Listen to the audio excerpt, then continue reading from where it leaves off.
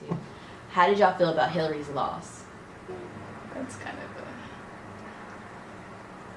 I think it's a wake up. No, not really. I think it's a wake up call. I'm really not happy because we're in a tragic state now. But I think it is like a really good slap in the face to our generation, especially because like we were all so convinced he wasn't gonna win and like it can't There's happen. No way. Even from the beginning, like before we were in the primaries, people were just like, oh, he's not even gonna make the primaries. Then he did it, and then that should have been a wake up call. But of course it wasn't. So he had to win for us to be, humbled and be reminded that voting matters. I'm not gonna go into that spiel. But yeah, I think it's humbling. I'm not even angry. I was just proud of her. She's been serving the country for a long time. I mean, I didn't really care for both of either of them, honestly. But I did vote for Hillary. I was kind of just like the less of the two evils, I guess. I really wanted Bernie Sanders to win. Yeah, it just it made me sad, but then like I wasn't really surprised because, I mean, I always say this. Ooh, I shouldn't say that out loud on recording. But I was just kind of sad because, like, I mean, our generation, I knew plenty of people from where I'm from who were like, I'm not voting for either because our vote doesn't even matter. And it really just like, it broke my heart because like people really didn't understand that like our votes kind of do matter, even though like the whole electoral college thing is set up for us to fail. Yeah, it's just, yeah. So, who is your female icon at Hampton? Ooh. Can we say someone who graduated? Yeah, you can say anybody, any Hamptonian. Imani Baldwin. Yeah, I think. That was like freshman year. That was like my girl. Like she was in women's caucus, and so was I, or I am. But she was Q Team 9, and like she like took me under her wing. Like and freshman year off, like as soon as we like met, like we would just be praying together. We would be like fasting together. We would go to church. Like that was really like, she's completely like her. She's like a psych major and like she has her own path, but like I like loved everything she did, how she carried herself as a woman. Like I loved her relationship with God. Like she was really someone I still strive to be, and I still talk to her like every day. So in terms of like confidence, I actually used to like quasi-stalk Khadijah Doso. She's my LS now, so I can say this. But her confidence was like crazy, and I used to literally just like look at her walk into places, and I'd be like, oh my god, look, there she is. And then like second semester freshman year, she learned my name. I don't know how, but she'd be like, hey Martha, one time, and I was like, oh my god, she knows my name, and it was great. In terms of like heart and stuff like that, yeah, Imani, and then Liv. Oh my gosh, Liv is just like, yeah, just throws up giving. Like giving is just like her first nature. Like, but like the biggest heart, and such like she was like such a mom. Like she would always just like call me randomly and be like, hey, like what are you doing, or like I need you to do this, like, or I'm not gonna go out, like do you need my car this weekend, just like random things that you would just be like, wait, what, like you would think that I was like her cousin or her daughter. My daughter. Yeah. Literally. Oh, Alexis Perry, definitely. Like when I first got to Hampton, like I mean I had my cousin and stuff, but I had no like female bigs, and like she really took me under her wing. And like she kind of saw me for who I was, and she saw, I guess, the potential I had. And so like with Women's Caucus, she really gave me a chance. With SLP, like she really helped me. And now I'm a co-SLP. I'm the director of Women's Caucus, and it's because of her like vision in me and how like she saw like my potential. I guess. Well, who's like, this is for like the world, like so it could be anybody in the world, it could be Beyonce. Who is your icon female period outside of Hampton? Besides our mom. Sheesh. I think Michelle Obama. Not for like, well, okay, yeah, pretty much all the typical reasons. But I think the biggest thing is she knows herself. Like she has a degree from the same university. Like she knows she's an Ivy League graduate. She knows her entire worth and everything, and she uses her position, excuse me. Oh, that's tragic. She used her position for everything it could be and more. It wasn't just I'm the first lady, so I'm just going to support everything the president does, which she did wholeheartedly, but it was also, I'm going to be a driving force in this world. Like I can use this position to, provoke change, so I'm going to do that. So all her health initiatives, like you actually saw them in your schools. much to our dismay, middle school when they were taking out Yeah, all I the hated fatty it. vending machines and stuff. But it was still like, when you grow up, you get to like appreciate that and say like, okay, when you see her as like a leader, she's not just the wife of the president. Everyone knew her name. Everyone knew her for the things that she was doing in the world, for her heart, and how she's like raising her kids, and just her ability to just maintain herself and just be like a great woman all around. So. Mine would be Lauryn Hill. Not only because I have a million other reasons, but a lot with her is like she's very like selflessly her. She's unapologetically her. Like no matter who's around, people start thinking she's crazy. Like, but she remained who she was, and she did it so like freely, and she didn't care what anyone had to say about her. She loves her family endlessly. She's a woman of worth. Like she promotes like through her songs, like whether she's talking about God, whether she's talking about like her interactions with men, like her worth is so heavy. And like one of my favorite songs is Doo-Wop, and like she just talks about like don't be a hard rock when you really are a gem.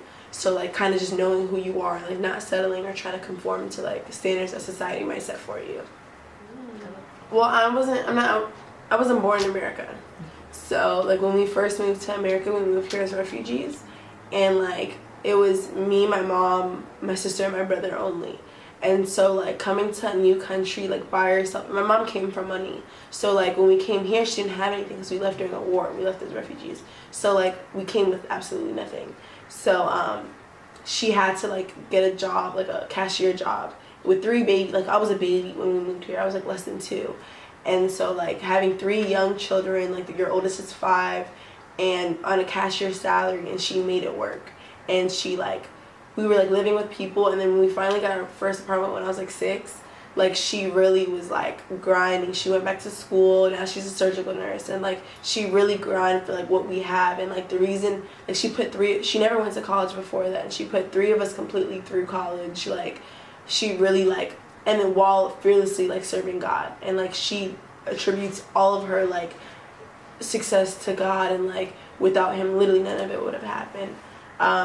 So she's definitely like her drive to succeed, into like she did it for us, like no matter how sick she was, no matter like I used to like get so mad she would miss like my games and stuff, but like it's because she was working for a good reason, and like she is just the most selfless person I could have ever like met in my entire life. So, yeah. And a quote, I guess, anything that comes from the Bible is her quote. Like just she literally just taught, like the biggest thing she taught me was not necessarily a quote, but like just whatever you need, whatever you're lacking, whatever like you're going through in life, the Bible has answers. So like if I'm like angry, go to the Bible. If I'm like happy, go to the Bible. Like there is literally like anything I could ask for. So like when she wasn't there, like I learned that like okay, like Mom would tell me to go read the Bible, so I'm gonna go read the Bible and I'm gonna find my answer in the Bible. So I'd Google verses for when you're angry, verses for when you're happy. So yeah, that's Saba. I actually really love Saba. My mom has like always been just, she didn't grow up buddy with her mom because that's not really the culture in Ethiopia. But when she came, when she was like raising us, she was just so adamant about learning. Like she really has a heart to learn, and that's like the most inspiring thing, because school's like one thing, she's always told us to like take school seriously, and like this is kind of our only passage. Like you only get one free thing in this world, and it's an education. Because even if you don't necessarily have school, or if you have the opportunity, I guess I should say, because not everybody does, you have kind of like a gift that you can like take as far as you want. And that's something she was big on. She also raised us as a single mother, and she went back to school when I was in 7th grade.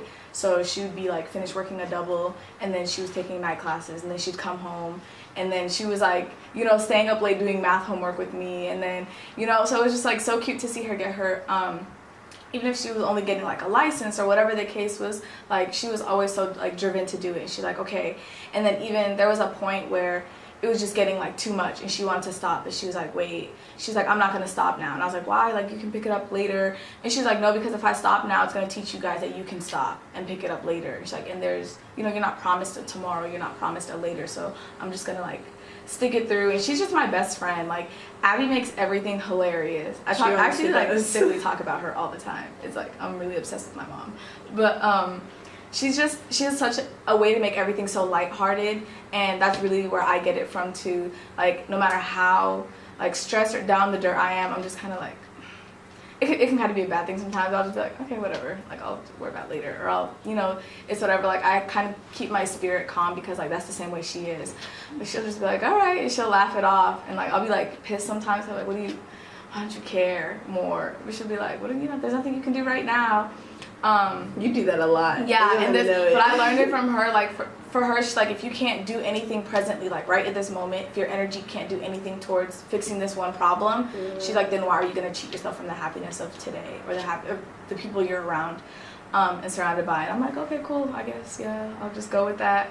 A quote. She never really. I had a really good one last time. It was something that she used to always tell me when I was a kid, and now I can't remember it. So. It was something about, I'm trying to think. Okay, because I remember mine was, you never know when you're entertaining an angel. And it was something about like being a good person, yeah. Oh my god. Like, that's one that my grandmother gave to my mom, and she gave to me. One thing I hope it's the same one, but she always says this to us, the company you're keeping, or just anybody in general, like, just be kind to them. Because not necessarily like you don't know who they are and they could be somebody important, because everybody's important, but you just don't know like the kind of light you could bring into that person's life. So like, she's always, even though she's like pretty reserved, she'll go an extra mile for a friend at any time, or she's willing to, you know, turn on and spark up a conversation. She's like the mom who's in grocery stores and will like go pick up somebody else's baby out of the cart, and she'll be like, oh, you're so cute. And like, I'll be like, all right, chill out. It's somebody's child, you know. But like, I see so much of my of her in me now, and it makes me so happy, because I'll be like, you know, doing the same thing in the grocery stores, or like I see like so much of her spirit in me, so like that kind of thing kind of transcends. Okay, so then the last question before we wrap it up is something from your mom. Because I like y'all just let it when you talk about your mom, and I really want this to be like a personal like conversation with your friends. So what is something from your mom that you want to pass down to your children if you do want children? I don't want kids. I want to pass down her wisdom, and that's something I have to pray for. But like, I want to be I feel like my mom raised us like perfectly. I don't know how to like. She wasn't too strict, but she had enough like, she really put the fear of God in us. Like, I don't know what else to say, but like, she wasn't strict. Like, she just made me feel like, I don't know, I was so scared of disappointing her, but she never, like, she wasn't really a yeller. Like, if we already did it, then like she would never yell at us. Like, I remember one time, like, my sister came home drunk in high school, and like, we were like, all right, B, like, she's dead. And like, she was like, it's okay. And like, she took care of her, and she was like, why would you, like, she's like, I'm disappointed. But she was like, I'm not gonna yell at you, I'm not gonna like, you know, punish you.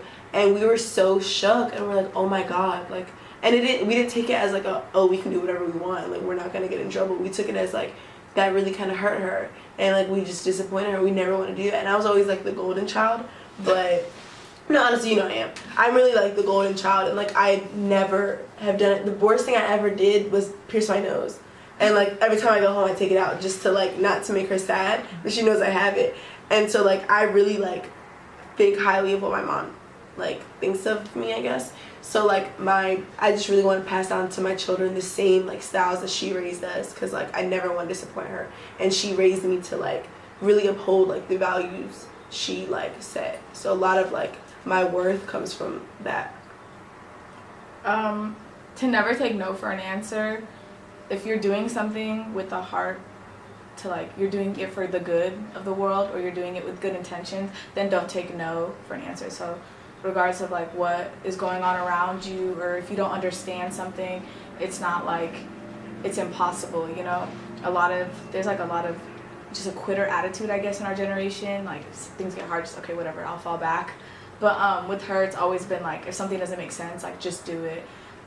When she didn't really understand us, like, we were going through our teenage years, our phase, whatever, like, she didn't really know what was going on, so she just brought a bunch of Dr. Phil books, and a lot of this self-help, and like, she had books, and like, the titles were crazy. It was like, How to Talk to Your Teenage Daughters.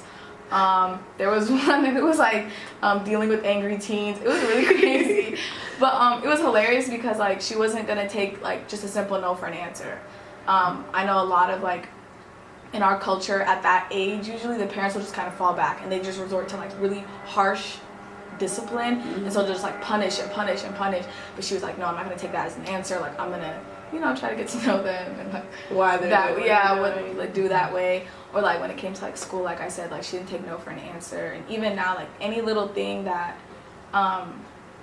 like divorce is like really taboo in our culture, and so you know there was like a closed door at every turn when she first got divorced, when my parents first got divorced. And to see her grow from that and then never really hold resentment to anybody in the community for the way they treated her or the lack of support that they showed her, she just always like, you know, kept to herself, like took care of her business and like raised her kids to be good people. And so like, you know, that's awesome. I hope my kids are like Thank that. you guys for watching this episode from M.O.S.A.I.'s YouTube channel. As usual, subscribe, follow, share. Until next time, guys. Bye.